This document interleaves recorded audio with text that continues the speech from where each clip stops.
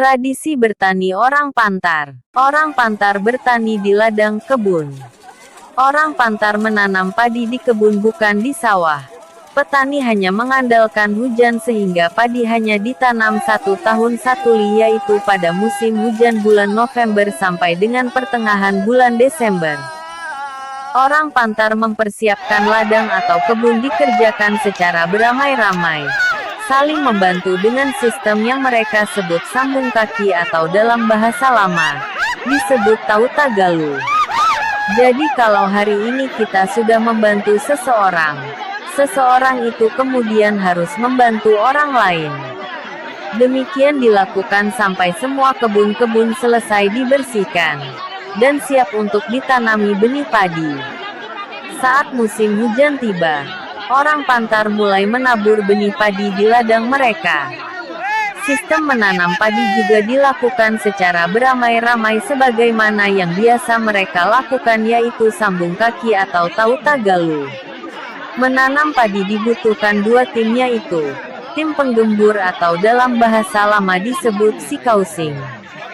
Sikausing dilakukan oleh laki-laki, dan tim penabur bibit yaitu terdiri dari laki-laki dan perempuan. Semua tim bekerja sama sampai bibit padi selesai ditanami. Dalam tradisi menanam padi, kebun milik raja atau kepala suku biasanya dilakukan dengan cara yang berbeda. Jika kebun yang dikerjakan itu besar luang pini, maka proses tanam dilakukan dengan cara yang berbeda, yaitu dengan upacara adat yang disebut dengan Buni Wang Tunggu Yusing, Buni Wang Leli. Tanam adat ini dilakukan melibatkan semua suku di suatu kampung. Dalam melakukan tanam adat ini dipertontonkan beberapa tarian atau atraksi-atraksi adat, yaitu Tunggu Yusing, pedagram mural, saling potong menggunakan parang, dan taputang, saling pukul menggunakan belahan bambu. Pertunjukan ini dilakukan antar suku lawan suku.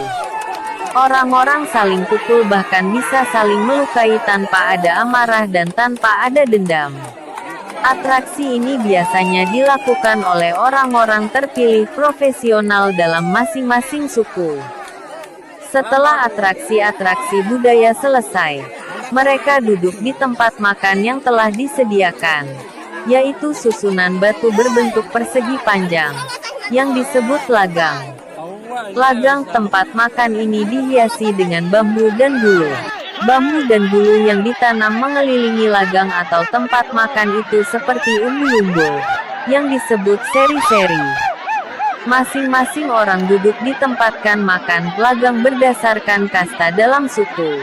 Bagian paling ujung barat sebagai kepala meja ditempati oleh raja kepala suku. Semua makanan dan minuman dihidangkan di atas tanah. Untuk menyelesaikan makan, tidak boleh ada orang yang menghabiskan makan sebelum ada perintah dari kepala suku.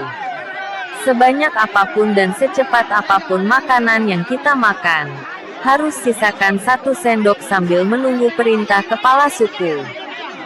Jika sudah ada perintah ini, menang marung, pikai sanggai, orang tua dong. Kita sendok sudah, barulah orang boleh menghabiskan makanan di piring masing-masing. Setelah semua prosesi adat di kebun selesai, warga kemudian melakukan leli sambil berjalan menuju rumah adat. Mereka membawa daun bambu dan daun bulu yang mengelilingi tempat makan lagang sebagai simbol bulir padi yang disebut begul. Daun-daun yang mereka bawa itu diambil oleh keluarga raja kemudian ditukarkan dengan hadiah yang telah disiapkan oleh suku raja.